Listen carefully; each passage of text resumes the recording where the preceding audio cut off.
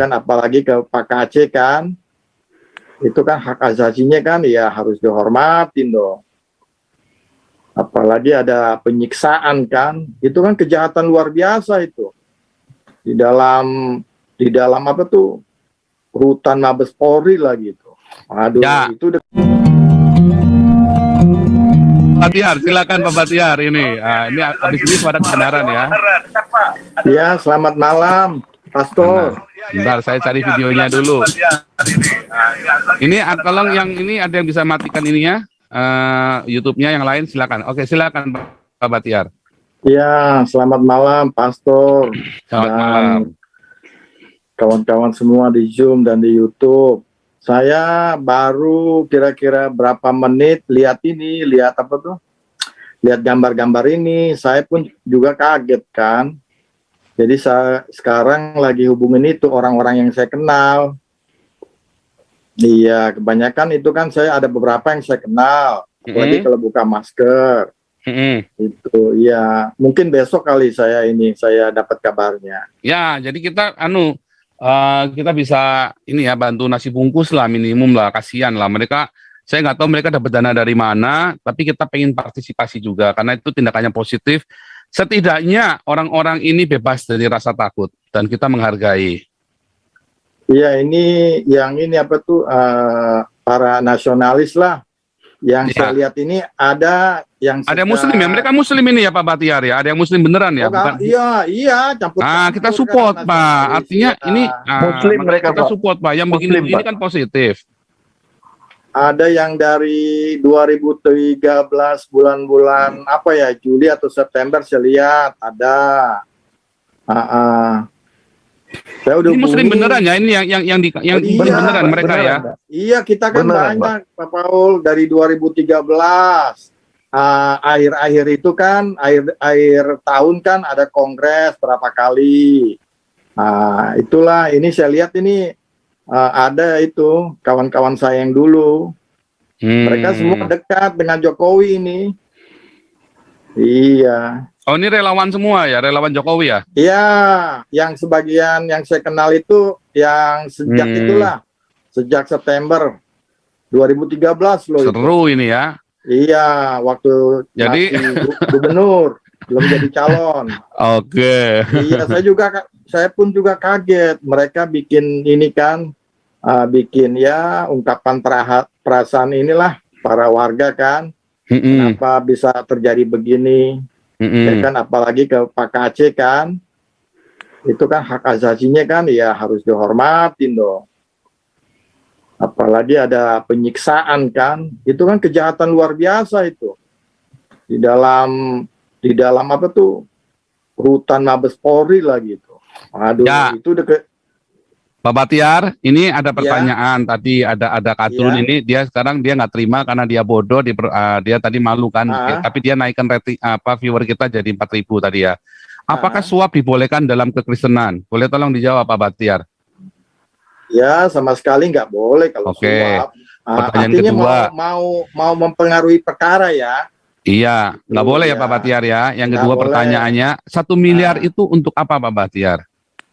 Itu kan rencana anggaran, kalau Abi bilang dari awal-awal tanggal 20. Ini secara umum nih, secara umum.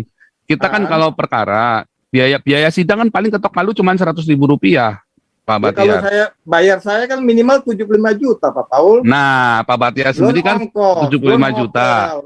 Ya, sekarang lawyernya ada 3. Lawyernya 3, berarti kan ada 225 juta. Ya kan? Tapi kan katanya pro bono lawyernya kan, berarti kan nggak dibayar.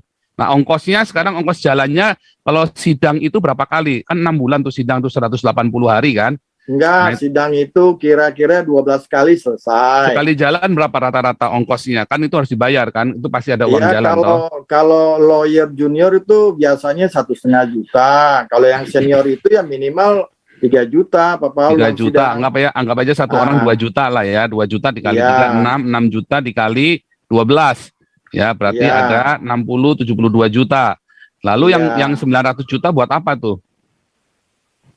Ya, mungkin itu kali biaya-biaya makan di di dalam sel. Itu Ya. kan kalau biasa kalau saya kan kasih itu kan semacam Kalau kayak rantangan. saksi ahli itu bayarannya berapa Pak Batiar? Oh, tergantung. Kalau yang kenal sih biasanya sih nggak masang tarif. Ya, kalau misalnya Kalau Yusuf Manubulu kan nggak usah bayar. Kalau Joshua Tewu ya nggak usah bayar, gratis ya kan. Kelasnya kan ngasih di bawah. Tapi kalau kalau saksi ahlinya saya ya mahal. Biaya tiketnya saya saja sudah selangit ya kan. iya. Nah, kedua apa namanya kalau mendatangkan saya harus pakai apa namanya visanya visa diplomatis, visa diplomat. Kalau visa diplomatik itu ada biaya-biaya lagi ya kan. Nah, kalau saksi Pasti ahlinya itu. saya ya kan, kalau jasanya saya emang nggak usah dibayar karena buat saya selalu pelayanan ya, selama membela teman sendiri nggak perlu bayar. Nah, tapi kalau misalnya ngambil dari UI itu kira-kira berapa satu orang? Kalau dari UI itu nggak di apa tuh nggak dipatokin, tapi rata-rata sih ya minimal ya kira-kira 25 juta lah. Minimal 25 juta ya. Tadi Ya, saya bilang 50 juta tadi. Minimal 25 juta ya. Ya tergantung itu. Saya Karena dulu kan ada, pernah saksi ahli seorang auditor publik ya yang bukan nggak terkenal juga. Saya bayarin 50 juta loh. Auditor tapi publik. itu kan bukan dari universitas itu Pak Paul. Ini kan Bukan. beda. Bukan, ini auditor publik. Saya bayarnya itu 50 Ya. juta. Itu untuk jadi saksi ahli. Saya pernah pakai itu, pakai auditor. Jadi external auditor independen itu kan. Itu 50 juta itu saya bayar itu buat kasusnya teman saya itu. Saya pakai saksi ahli segala macam itu. Untuk bayar saksi ahli itu menghabiskan uang 350 juta waktu itu saya. Karena saya pakai seorang public figure lah. Nah itu cukup mahal ya waktu itu ya. Saya habisnya cukup banyak, 200 juta itu yang satu public figure itu saya nggak boleh sebutkan namanya ya, tapi terus yang Pak akuntan publik saja itu 50 juta. Ya Karena mungkin sebagai swasta saksi. kali itu. Swasta dong. Iya, kalau ini Swasta. kan melalui universitas. Oh kita harus minta harus bantuan. melalui ini ya lembaga ya, kalau UI ya nggak boleh. Iya, harus resmi nanti dari pihak itu apa tuh dekan atau rektorat yang tentukan. Oh itu biaya resminya 25 juta, belum ongkos untuk dia pribadi dong, uang PK-nya dia, persembahan kasihnya dia. Oh iya, itu maksud saya itu berarti 25 juta itu cuma uang masuk ke lembaga UI-nya. Belum yang dia pribadi. Belum tentu juga, Pak Pastor. Belum tentu, itu kan kebijaksanaan dari universitas itu. Jadi kira-kira anggaplah tadi benar seperti dugaan saya 50 juta kan, kalau misalnya dosen UI atau dosen ahli bahasa Arab atau dosen Quran gitu kan. Iya. Kira-kira 50 juta. Lalu untuk saksi-saksi ahli kayak Gus Nusron misalnya kita mau jadikan atau orang-orang salah satu dari orang-orang inilah yang tadi kan. Nah itulah gunanya uang. Jadi untuk selama pemeliharaan KC, kalau ketok palunya 2 tahun misalnya, apa ketok palu 4 tahun, nah itu di dalam. Kita aja ngumpulin buat Pak itu 100 juta ya, 100 juta itu aja kita cuma kasih 2 juta per bulan buat Pak Apolinaris Darmawan. Kita kumpulin 100 juta itu untuk 3 tahun untuk merawat Pak KC. Kalau waktu itu pertama kali ketemu Abi sama anaknya, saya bilang nggak usah terlampau dipikirkan mengenai lawyer fee, nanti kami akan rundingan ya bagaimana cara menutupi biaya-biaya, itu aja saya katakan. Ya. Yang paling penting tinggal di mana supaya dekat, supaya tiap hari lah kasih makanan yang cocok, karena kan Pak KC ini kan ada penyakit bawaan. Jadi misalnya nih ya, ini ada orang Islam ini kan nanya nih, 1 miliar ini kita mau nyuap hakim, mau nyuap oknum-oknum di dalam itu. Masuk akal nggak? Kalau hakim kayaknya nggak inilah. Apa kalau yang menarik perhatian umum kayaknya enggak lah. Nggak bisa ya Pak ya, susah ya Pak. Enggak. Sulit ya Pak. Iya makanya. Iya, ya, karena kan banyak wartawan. Oke, supaya jangan jadi fitnah. Jadi Pak Saifuddin mengumumkan 1 miliar pun tidak salah ya. Dan Anda nggak boleh fitnah ya, hai ini orang Islam ini ya. Kalian nggak bisa fitnah juga. Saifuddin mau curang untuk ditilep sendiri. Saya nggak pernah ya bilang Saifuddin mau nilep sendiri. Anda juga jangan fitnah juga. Cuman saya bilang itu akan mubazir, hati-hati. Itu yang saya katakan ya. Makanya tadi orang itu nuduh, itu tadi akibatnya kan orang nuduh saya karena saya kan pertama kali ikut penggalang dana. Tetapi kalau uang itu tidak jelas keuangannya, itu akan menyulitkan saya. Nah, ya kan. Dan di sini semua apa-apa transparan. Jadi kita menyulitkan saya, kan kali orang nggak percaya saya lagi nanti kalau kita galang dana di sini. Sedangkan uang-uang ini kan bukan buat saya pribadi, mendingan saya makan sekalian. Iya kan, saya nggak pakai duit, saya ikut dituduh lagi ntar. Ini baru-baru gini aja orang sudah nuduh kan, makanya kita harus transparan di sini. Kalau Anda nggak mau transparan ya terserah, tapi jangan di sini, kan begitu kan? Tapi jangan di sini. Kita kan boleh, kita kan punya ini sendiri. Anda jangan terus, jangan menuduh saya stop galang, memerintahkan orang untuk stop galang dana. Enggak loh, kalian kalau mau galang dana kan ada tuh di akunnya Saifuddin Ibrahim, boleh ke sana. Tapi kalau di sini kita kudu buka, saya nggak mau. Betul. Apakah Pak Paul sudah nyumbang? Oh saya sudah, tanya Saifuddin, saya sudah nyumbang. Enak aja lu, saya belum nyumbang, saya juga nyumbang, saya nyumbang. Karena itu adalah bentuk solidaritas, ya kan? Nah, tetapi apakah terus saya akan meminta? Kayak kalau sudah di sana ya nggak saya minta, tapi kalau di sini harus saya buka, begitu. Jadi begini Pastor, kalau yang namanya pro bono itu bukan sama sekali gratis, bukan. Itu pro bono itu maksudnya ya untuk ini hak-hak orang miskin untuk menerima bantuan penasihat hukum. Itu sama sekali bukan gratis, jadi tergantung. Kalau misalnya memang orang itu nggak mampu ya saya sering keluar kok. Kadang saya dibayar 1 juta saya terima. Ya kan, kenapa? Ya karena ini kan memang betul-betul seperti seorang perempuan lah, udah minta uang PHK tapi dipidana kan, sampai anaknya nangis, ya kan. Dia kasih ongkos, saya bilang enggak usah lah, tapi dipaksa juga. Saya ambil yang 1 juta itu, ternyata putusannya percobaan, sampai kasasi itu percobaan.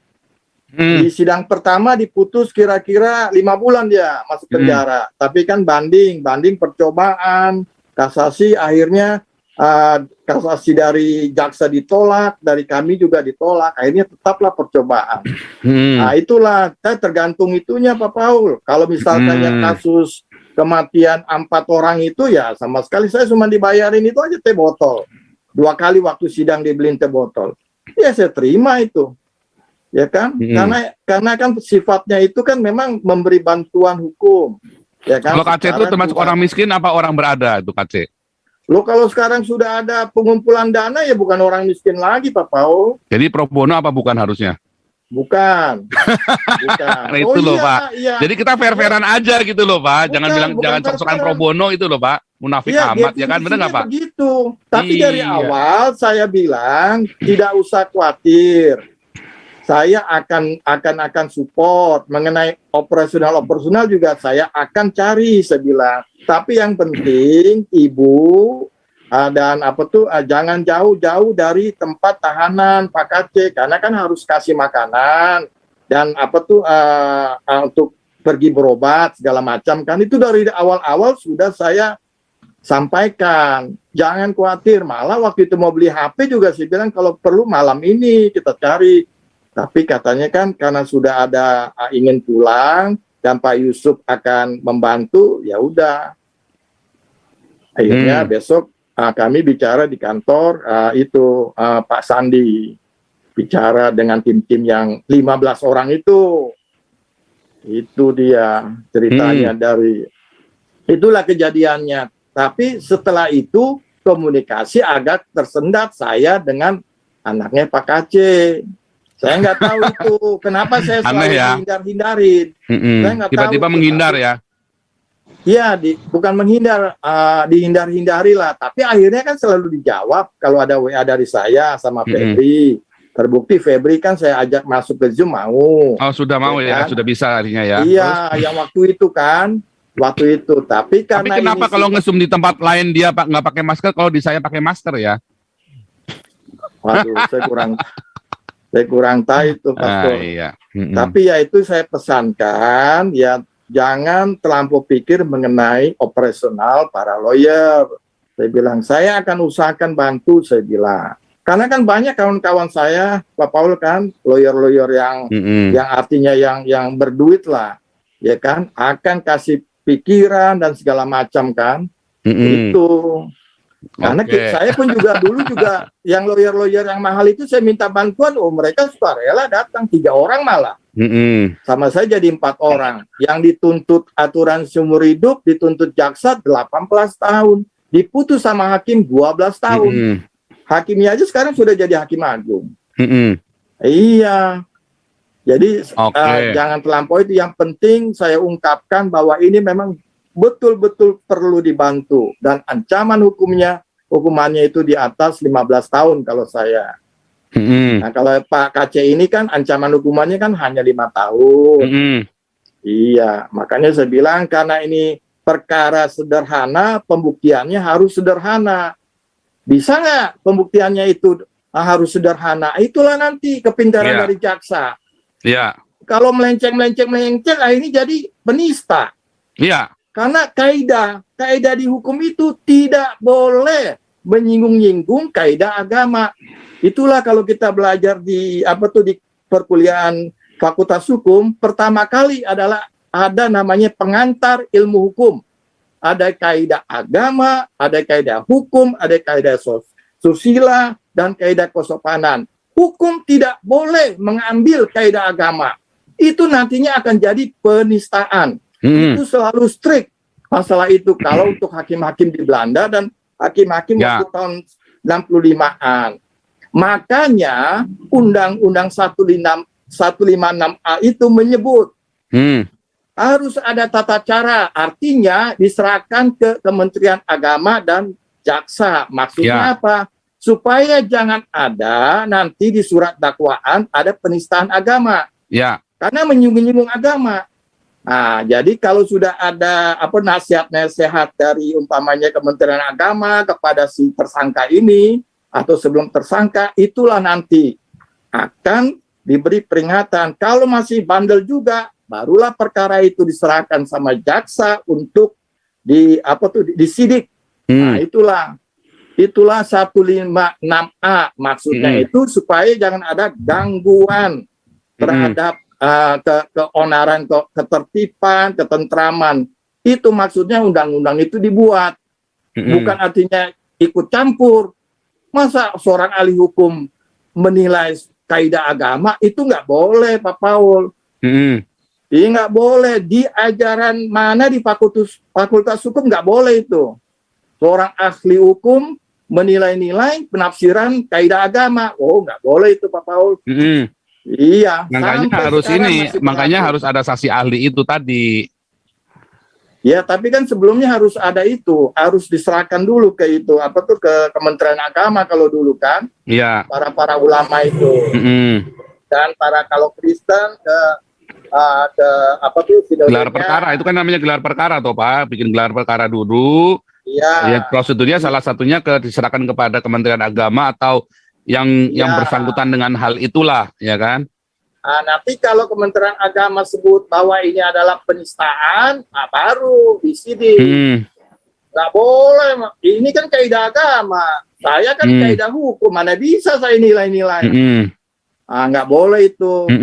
Pastor itu. Jadi jangan coba-coba. Nanti akhirnya ada penistaan agama lagi yang timbul kan. Kalau umpamanya saking semangatnya jaksa atau saking semangatnya penasihat hukum ngomong ini ngomong itu. Udah menyinggung ke kaidah agama. Repot itu. Repot itu. Oke. Ini dulu nih. Terima kasih. Nanti Pak Batia standby ya. Ini hari ini kita bicara banyak hal tentang hukum ini.